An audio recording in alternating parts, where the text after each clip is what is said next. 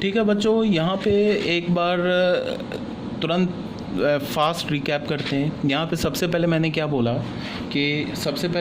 कि हमारे पास 3 equations given था और तीनों को हमने मैनिपुलेट करके delta x1 is equal to delta 1 लाए, फिर डेल्टा x1 नहीं delta y is equal to delta 2 and delta z is equal to delta 3 ये ले आए।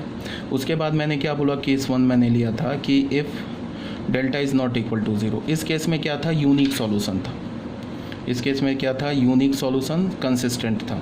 यहाँ से हमने x का वैल्यू क्या बोल दिया, डेल्टा 1 अपॉन डेल्टा, y का वैल्यू हमने क्या बोला, delta 2 upon delta, and z का वैल्यू क्या बोला हमने, डेल्टा 3 अपॉन डेल्टा। ठीक है, इस केस में अगर तुम प्लेन वाइज डिस्कस करोगे तो प्लेन में क्या हो रहा होगा कि तीनों प्लेन नॉन पैरेलल होगा। ठीक है, और ऐसा हो रहा होगा कि एक प्लेन ऐसा, दूसरा प्लेन ऐसा, ठीक है, और तीसरा प्लेन ऐसे कट करेगा। तो एक पॉइंट पर कट करेगा, इस पॉइंट पर कट करेगा। तो जिस पॉइंट पर कट करेगा वो एक ही पॉइंट होगा जो तीनों प्लेन में कॉमन होगा। तो इस केस में क्या हो जाएगा, सिस्टम कंसिस्टेंट हो जाएगा, यूनिक सॉल्यूशन हो जाएगा। ठीक है, ये तो उसके बाद मैंने ये पैरेलल वाला बताया, फिर से एक बार, कई बार बोल दिया, तुम लोग भी शायद बोर हो रहे होगे कि एक ही बात को सर बार बार बोल रहे हैं, बट इंपॉर्टेंट है, जो बच्चों को नहीं समझ में आया उसके लिए बता रहा हूँ। सेकंड केस में हमने क्या बोला कि ये कोइंसिडेंट के लिए बताया। थर्ड केस में क्या बोला कि तीनों प्लेन्स पैरेलल एंड डिस्टिंक्ट हो गया। इस केस में डेल्टा आई 0 हो गया। ठीक है, सिस्टम इनकंसिस्टेंट हो गया, नो सॉल्यूशन हो गया। फोर्थ केस में क्या बोला, any 2 of the 3 plane are parallel, कोई भी 2 प्लेन पैरेलल होगा एंड डिस्टिंक्ट होगा, and the third plane is non parallel, मतलब 2 प्लेन ऐसे पैरेलल हो गया, पैरेलल एंड डिस्टिंक्ट, और जो तीसरा प्लेन है, मान लो ये पहला 2 प्लेन हो गया, अब ये तीसरा प्लेन ऐसे कट करेगा। तो इस केस में क्या हो जाएगा, ऑब्वियस सी बात है, कोई भी पॉइंट तीनों प्लेन पे कॉमन नहीं होगा, तो सिस्टम ऑफ इक्वेशन इनकंसिस्टेंट हो जाएगा, नो सॉल्यूशन होगा। इस केस में डेल्टा 0 हो जाएगा और any one of delta is not 0 हो जाएगा। ठीक है, ये हमारा 4th पॉइंट हो गया। अब आ जाओ 5th पॉइंट पे। 5th पॉइंट पे हमने क्या बोला, if 2 plane out of the 3 plane are coincident, कोई भी 3 प्लेन में से 2 प्लेन कोइंसिडेंट हो जाए, and the third plane is parallel to the coincident plane, कोई भी 2 प्लेन कोइंसाइड कर जाए, जो 2 प्लेन कोइंसाइड कर जाए ना, जो 2 प्लेन, उसमें से कोई भी एक प्लेन हटा दो, वो हमारे किसी काम का ही नहीं है। मान लो प्लेन 1 और प्लेन 2 कोइंसाइड कर जाए, तो हमने प्लेन 1 को हटा दिया, हमारे किसी काम का नहीं है। अब हम प्लेन 2 और प्लेन 3 के बीच में देखेंगे क्या हो रहा है। तो plane and the third plane जो क्या होगा, पैरेलल हो जाएगा। 2 प्लेन ऐसे कोइंसाइड हो गया, हमने प्लेन P1 हटा दिया। अब P3 को देखा कि ये P2 कैसे पैरेलल हो गया, तो फिर ऑब्वियस सी बात है, सिस्टम इनकंसिस्टेंट होगा, नो सॉल्यूशन होगा।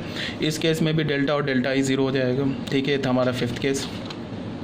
6th केस में क्या बोला, if 2 plane out of the 3 plane are coincident and the third plane is non parallel to the 2 coincident plane. अब क्या हो जाएगा, 2 प्लेन जो होगा 3 प्लेन के ऐसे कोइंसाइड हो जाएगा, और थर्ड प्लेन जो होगा वो ऐसे नॉन पैरेलल हो जाएगा। 2 प्लेन तो कोइंसाइड कर गया, 2 प्लेन कोइंसाइड कर गया, तो एक प्लेन हटा दिया। अब जो थर्ड प्लेन ऐसे कोइंसाइड, ये नॉन पैरेलल हो गया, तो नॉन पैरेलल होगा, उस केस में क्या होगा, सिस्टम ऑफ इक्वेशन कंसिस्टेंट हो जाएगा and have infinitely many solution. ठीक है, यहाँ भी बता दिया। अब जो कंसिस्टेंट होगा, इन्फिनाइटली मेनी सॉल्यूशन एक लाइन पर होगा, तो सिंगल पैरामीटर से हम उसके सॉल्यूशन को लिख सकते हैं। 7th केस में क्या होगा, if all the 3 planes are coincident, तीनों प्लेन क्या हो जाए, कोइंसिडेंट हो गया, पहला प्लेन भी, दूसरा प्लेन भी, तीसरा प्लेन भी। तो 3 में से कोई भी 2 प्लेन हटा दो, एक प्लेन तुम उठा लो। अब एक प्लेन को तुम क्या करो कि x y z 3 वेरिएबल्स हैं, किसी भी 2 वेरिएबल्स को अल्फ़ा बीटा मान लो और तीसरे वेरिएबल को अल्फ़ा बीटा के टर्म में लिख लो, तो हमारा सॉल्यूशन आ जाएगा।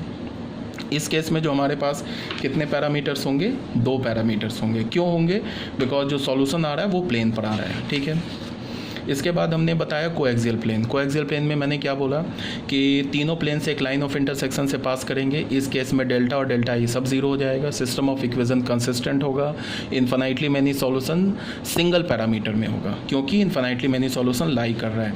इसको हम कैसे चेक करेंगे कि तीनों प्लेन्स आपस में नॉन पैरेलल होगा। ठीक है, फिर भी डेल्टा 0 हो जाएगा।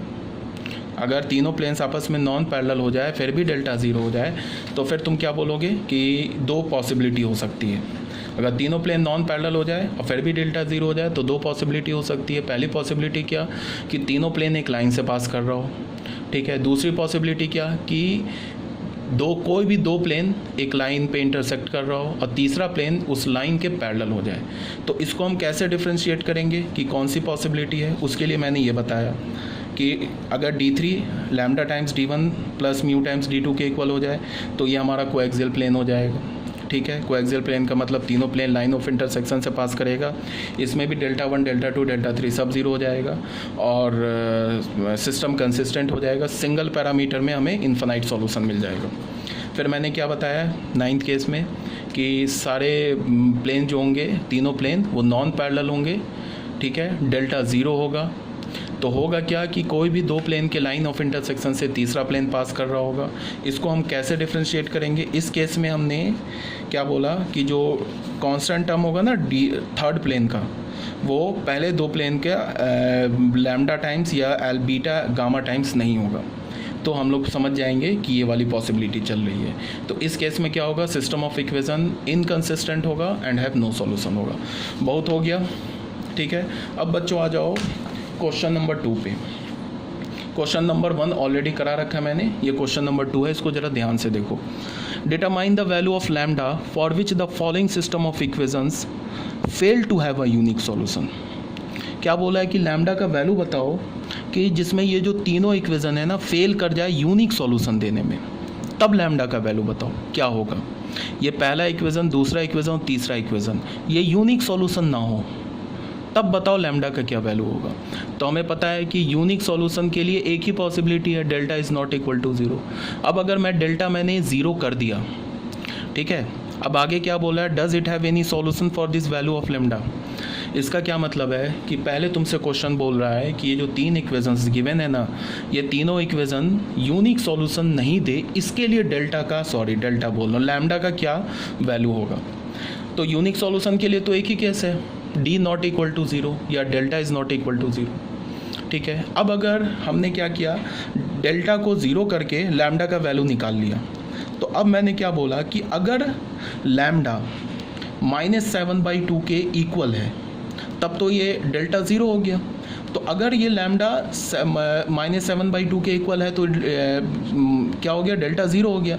अब अगर डेल्टा 0 हो गया तो यूनिक सॉल्यूशन तो नहीं होगा, ठीक है ना, बिकॉज यूनिक सॉल्यूशन कब होता है, जब डेल्टा नॉट इक्वल टू 0 हो।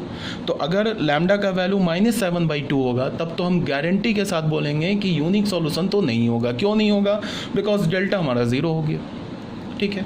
अब अगर डेल्टा बार बोल रहा हूँ, सॉरी डेल्टा नहीं है, लैम्डा अगर -7/2 हो जाएगा तो यूनिक सॉल्यूशन नहीं होगा।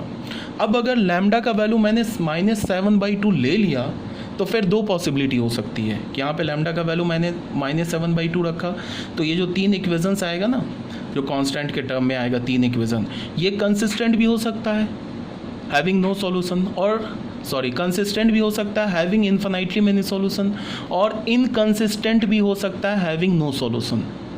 बात समझ रहे हो ना। अगर लैम्डा का वैल्यू -7/2 रखा तब तो यूनिक सॉल्यूशन नहीं होगा। अब अगर मैंने लैम्डा का वैल्यू -7/2 ले लिया तब तो यूनिक सॉल्यूशन नहीं होगा। क्यों नहीं होगा, बिकॉज डेल्टा 0 आ जाएगा, डेल्टा 0 होगा तो यूनिक नहीं होगा। बट अगर लैम्डा का वैल्यू मैंने -7/2 रख दिया तब तो डेल्टा 0 आ जाएगा। अब डेल्टा 0 आ जाएगा तो फिर दो पॉसिबिलिटी हो सकता है, या तो नो सॉल्यूशन इनकंसिस्टेंट, या तो इन्फिनाइटली मेनी सॉल्यूशन कंसिस्टेंट। इसी बात को यहाँ पे पूछ रहा है, does it have any solution for this value of lambda. मतलब क्या बोल रहा है कि अगर तुमने लैम्डा का वैल्यू -7/2 रखा तो ये सिस्टम क्या इन्फिनाइटली मेनी सॉल्यूशन देगा, बिकॉज यूनिक सॉल्यूशन तो डिस्कार्ड हो गया पहले ही। अब दो ही चीज़ हुआ, या तो इनकंसिस्टेंट या तो इन्फिनाइटली मेनी सॉल्यूशन। तो उसके लिए हम चेक करेंगे। लैम्डा का वैल्यू मैंने -7/2 रखा, फर्स्ट इक्वेशन में रखा, और थर्ड इक्वेशन में भी लैम्डा है वो उठा के रख दिया। तो हमें देखो ये फोर्थ इक्वेशन मिल गया, फिफ्थ इक्वेशन मिल गया, सिक्स्थ इक्वेशन मिल गया, ठीक है। यहाँ पे क्या मैंने बोला, clearly none of the planes represented by the equation 4, 5 and 6 are parallel to each other and delta is equal to 0। देखो पहला प्लेन दूसरा प्लेन, देखो x का कॉफिशेंट 7 आया और y का कॉफिशेंट -3 आया, तो यहीं पे a1/a2 not equal to b1/b2 हो गया। तो इसका मतलब फोर्थ इक्वेशन और फिफ्थ इक्वेशन आपस में नॉन पैरेलल हो गया।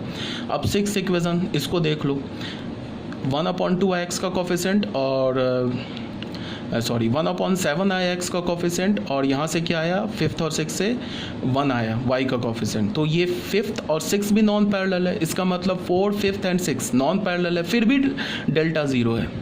समझ रहे हो ना बात को।